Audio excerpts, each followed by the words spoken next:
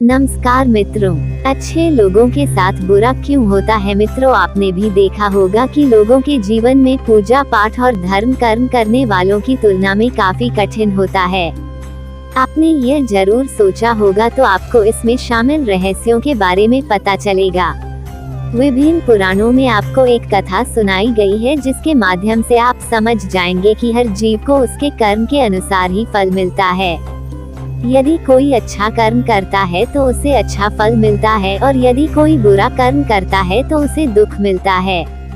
शिव जी ने कहा था कि एक गांव में दो आदमी रहते थे। उनमें से एक बड़ा ही धार्मिक था और रोज मंदिर जाता था और भगवान की पूजा करता था, लेकिन दूसरा आदमी नास्तिक था और वह भी रोज मंदिर जाता था और वह वहां से जूते और दाल पत्ती से पैसे चुराता था। एक दिन उस गांव में बहुत जोर की बारिश हो रही थी और उस वक्त मंदिर में पुजारी के स्थान पर कोई नहीं था।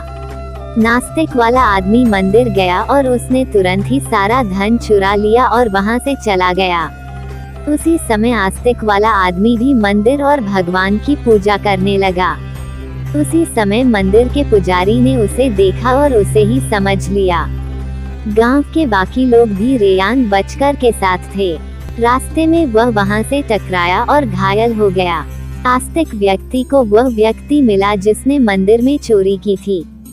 कुछ देर बाद दोनों डायलॉग्स की मौत हो गई और वहां आस्तिक व्यक्ति ने यमराज से पूछा कि उसके साथ ऐसा क्यों हुआ। यमराज ने बताया कि जिस दिन तुम पर आरोप लगाया गया था कि उस दिन जीवन का अंत हो गया था, लेकिन अच्छे कर्मों के कारण तुम बच गए।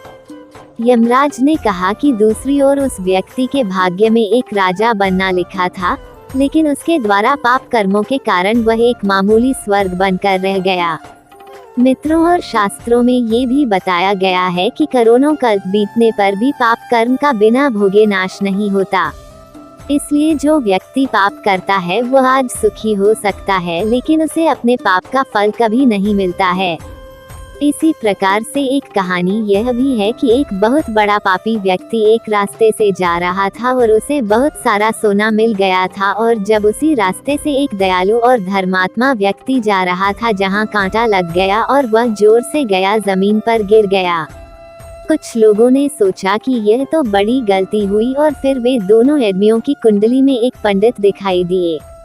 पंडित जी ने बताया कि उसने जो पापी व्यक्ति के रूप में अपना भाग्य राजा के रूप में लिखा था, लेकिन उसके पाप के कारण अब उसे इतना सोना ही मिल गया है। दूसरी ओर उस भलाई और धर्मात्मा व्यक्ति के जीवन का आज अंतिम दिन था, लेकिन उसके अच्छे कर्मों के कारण उसे केवल एक कांटा ही लगा और वह बच गया।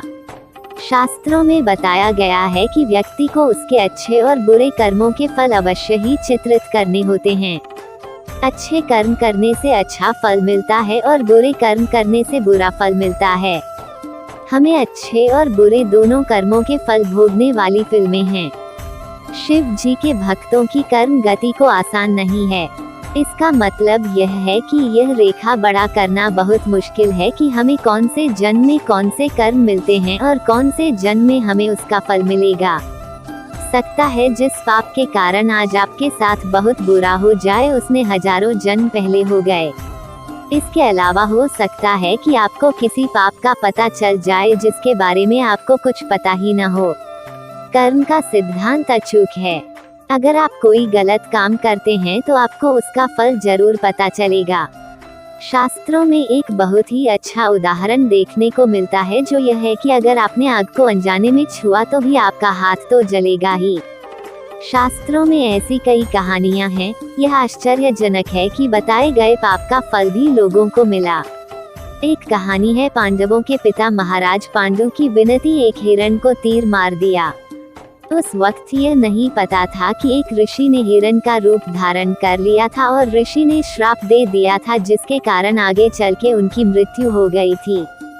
सहस्त्रों के अनुसार क्षत्रियों को शिकार करने की छूट मिली थी और हिरण को कोई पाप नहीं लगा था, लेकिन पांडु को यह नहीं पता था कि हिरण के रूप में वे एक ऋषि हैं, जहां उन्हें इतना भयानक श्राप मिला है कि उनकी मृत्यु हो गई है।